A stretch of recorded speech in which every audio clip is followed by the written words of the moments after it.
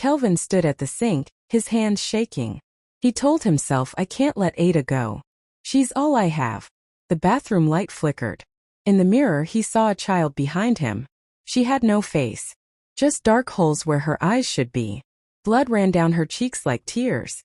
Her dress was torn and wet. Her arms hung by her sides. He spun around, heart racing. No one was there. But when he looked back, the mirror cracked with a sound like breaking bones. Thick red liquid started dripping from the crack. Slowly at first, then more and more, like the mirror was bleeding. He backed away, dropping his toothbrush. His breath fogged the glass. The girl was still there in the reflection. She was smiling now. The next day, Kelvin drove with no real plan. Empty roads, fields, and trees passed by. The silence in the car felt heavy. Suddenly, the radio turned on by itself. Static filled the air. Then a slow, creepy version of Ring Around the Rosie played.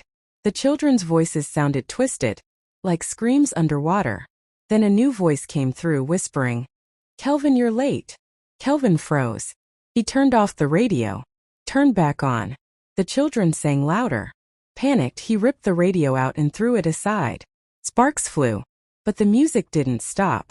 It followed him for miles. Only when the trees closed in above him did it begin to fade. That night, Kelvin couldn't sleep. He sat on his bed, staring at his phone. It lit up suddenly. No ringtone. Just one word. Unknown caller. He answered slowly. Hello. A breath on the line. Then a voice he hadn't heard in 5 years. Still running, Kel? It was Jake. His brother. Dead for years. She'll be next, the voice said. Unless you finish what you started. Kelvin dropped the phone. It buzzed once, then started to bleed. A dark drop oozed from the charging port. He locked the phone in a drawer. But it didn't stop. Every time he walked by, he heard it breathing. Not ringing, breathing. Kelvin hadn't slept in 4 days. He tried pills, whiskey, even prayer. But when he closed his eyes, the children were there. Bleeding eyes. Whispers. Hiding in mirrors and walls. Even Ada began to change. First she sleepwalked. Then she whispered strange names in her sleep. One night, he found her standing barefoot in the dark kitchen. She's already here, she said. Her voice was hers, but wrong, like a tape played backward. You just haven't given her to him yet. Kelvin was terrified. Not just of her words, but the smile she gave after. Ada. The only person who stayed. The only one who tried to save him. Now something had taken hold of her. He returned to the forest. The mist curled around his car like fingers. The trees leaned close like they remembered him. The temple gates opened. Inside, the Grand One waited. Cloaked in shadows, holding a black goblet.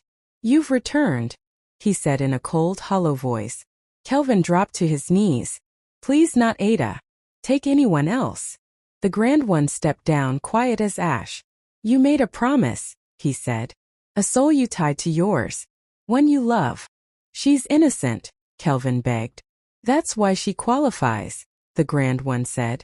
Love is the price. He offered the goblet. To see is to choose. And to choose is to bleed. Kelvin drank. And the world disappeared. He stood in a cold room with no ceiling.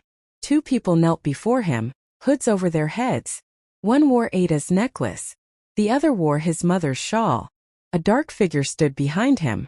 This is the real cost, it said. Love must break. You choose which one. 2 blades appeared. If you give me the girl, the Grand One said, you walk away free. Kelvin's voice shook.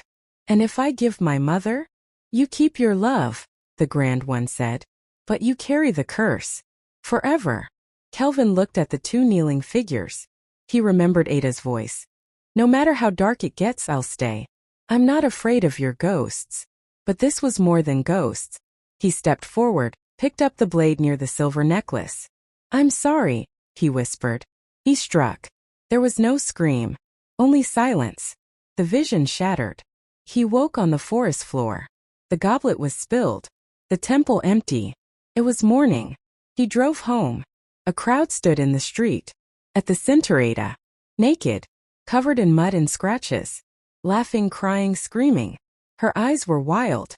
She didn't see him. Didn't recognize him. People asked if she was on drugs.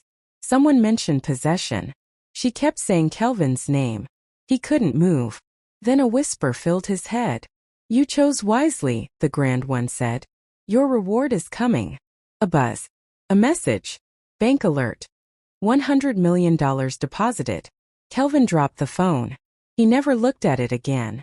Weeks later, money poured in. Stocks. Banks. Hidden fortunes. All his. He bought a glass penthouse. A sleek black car. New life, new name. People called him Sir. Bartenders knew his drink. Strangers gave him respect. One morning, he woke up in a hotel with a woman beside him. Her eyes bled while she slept. He ran outside. Across the street, a billboard showed Ada's face. Mouth open. Screaming. Under it, true love is always the first to go. He blinked. It was gone. Please don't forget to hit the subscribe button below and turn on notifications.